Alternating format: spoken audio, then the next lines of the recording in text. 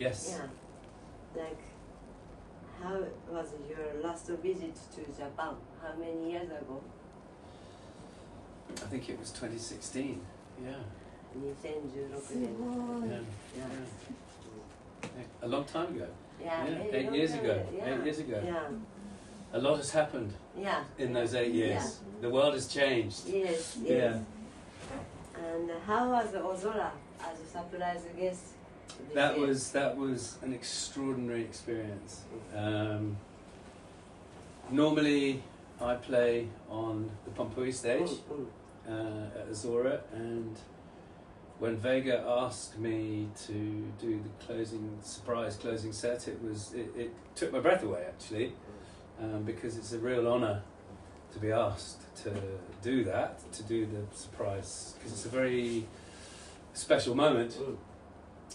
But it's also the end of 10 days of trance music, and to come on unannounced with nobody knowing that I'm going to play, there was a lot of pressure,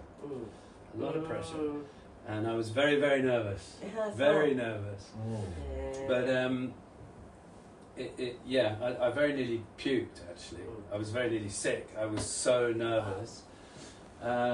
Because we've had the best of the best playing music for 10 days, and for little me to come along and do my thing was a pleasure and an honour to do it, and it felt incredible doing it, playing through the sunset to that incredible crowd of people from all over the world.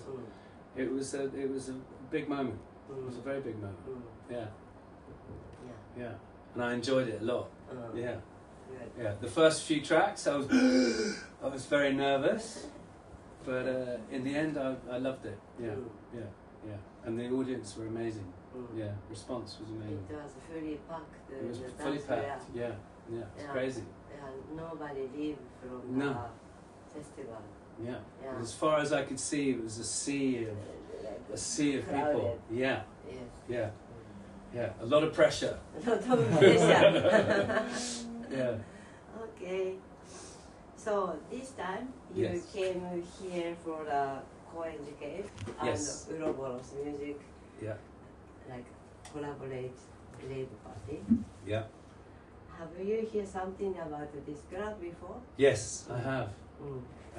I heard from Dixter, who is a very dear friend of mine, and we've been working together for years. And I told him that I was playing, because I did not know that you guys were doing an outdoor party. I thought I was playing, when I said to Dixter I'm playing in Koenjicave, he went, "Oh my God." He said it's amazing, but he said it's not so big. It's a small place, but it's very intimate. And I heard very good reports about how intimate, how much passion there was involved with all you guys. So yeah, I heard good things. I heard very good things. Now we ask about like releases and stuff. Yeah. So lately you are releasing from Stereo Society. I am indeed. Yes. With Ori. How about Flying Rhino? Flying Rhino. Well, Flying Rhino, it's kind of like all good things. They start somewhere and they end somewhere. And I've tried to keep Flying Rhino going. I tried to keep it going on my own. And the thing is that Flying Rhino was a sum of all of the parts. There was Dominic, there was George, there was myself, there was Gus, there was at the beginning there were lots of elements. And it was all of the elements that made Flying Rhino a whole thing. And to keep that going alone was very emotional and very difficult. So rather than try and keep it going, I've tried to keep the music alive, but I've gone down a different avenue with younger people who feel the history, but at the same time they feel the future, and I still feel that what Flying Rhino did was one thing, and where I am going personally with the music is another thing. And I think Flying Rhino needs to to settle, Yeah. and I need to grow wings somewhere else. Yeah. And Ori and the Stereo Society crew are a very good new home for what I'm doing. I mean, I'm still working with Dixter. I'm still working with Grant Darshan, and they were artists who I worked with when Flying Rhino first started. So there is a continuity with what I'm doing that holds Flying Rhino on one side, but holds a future on the other side. Yeah. Yeah. Okay. How about your project, like 4D? Yes. And you have lots of projects, but what you most into it is like a solo project? I like writing alone, but I also like collaborating with others because you push each other to do different things. You know, when you're on your own, it's very easy to get lost and to lose your kind of what's the word? To lose your direction because you've got no one to bounce off. Yeah, this is good. This is not good. Let's try this. With another partner, you can compromise, but get the best out of each other and push each other to do different things. Yeah. And I think that the Bumbling Loons that I do with Dixter is a combination of something that he does and this is something that I do, and together we make something different. And it's the same with Grant. With Darshan, he does one thing. As 4D, we do something different that breaks both of our moulds in what we do. And I love working with the pair of them. They're very talented boys, and I love the results. Yeah, and I'll be playing a lot of the music that we've done recently at the party at the weekend. Yeah, got lots of new tracks, and I hope that everybody's going to enjoy them. Yeah. Like you're releasing solo and the Bumbling Room. Yeah. And quite often you had a release, and we feel like more into like progressive style in the solo project. Yeah, it's less full on than a lot of other people do. But you have to remember that with Flying Rhino we went in a direction which was very full on for a moment, and then we took the foot off the pedal a bit. We released the pressure kind of, and I don't know if it was an age thing or it was a time thing. But I stopped doing trance for many years because I kind of lost my intense passion that I used to have for it. I kind of lost it, and I found the music very generic, and I found everybody writing the same thing, and I didn't really enjoy being on the dance floor anymore. Which is, at the end of the day, the dance floor is the whole point of why we do what we do. I like to dance. We all like to dance.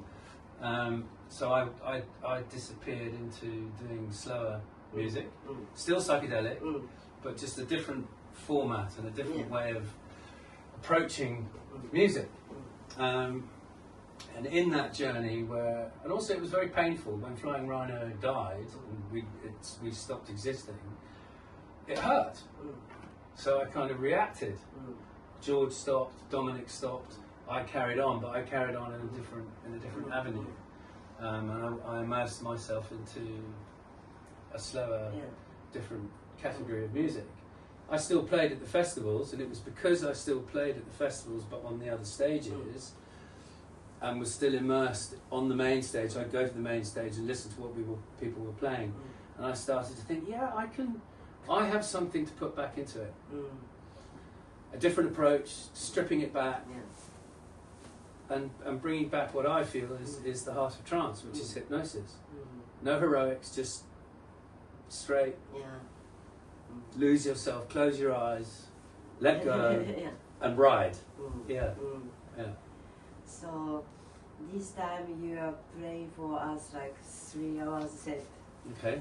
Yep. What kind of a story you gonna create? I don't know what story I'm going to write until I'm there. Yeah. I have a pool of music that I will choose from. But until I'm in front of the audience and I can feel and what people play before me, until I feel what's going on, I won't really know.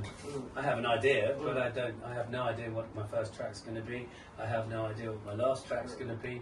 I won't know until I'm at the party. Yeah. Like before you are playing like DJ Choco, Japanese guy. Yeah. He usually play techno, but Okay. he was trans-skipped. Okay.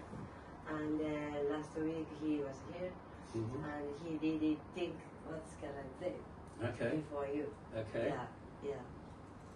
So. Well, we'll have to wait and see.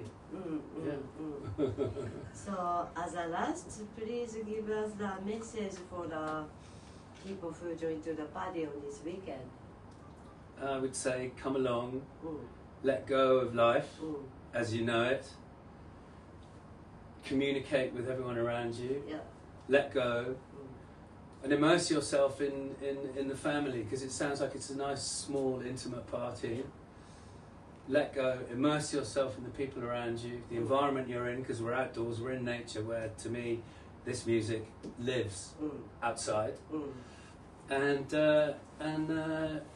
just forget everything and be in the moment. Yeah. And keep it psychedelic, however you want to do that. Keep it psychedelic, and just come together and be one as far as you can. Yeah. Actually, now we are selling a morning ticket Okay. after 6 a.m. on Sunday. Can join. Okay. And many, I think, elder people coming to listen only yourself. No, I think people are coming for the party. People are coming for the party. Yes. Because you have a reputation. People feel safe coming with you guys, which is really important about feeling safe. Being able to let go and not think about what's going to happen. Being able to let go, relax, and be in the moment and dance. Yeah.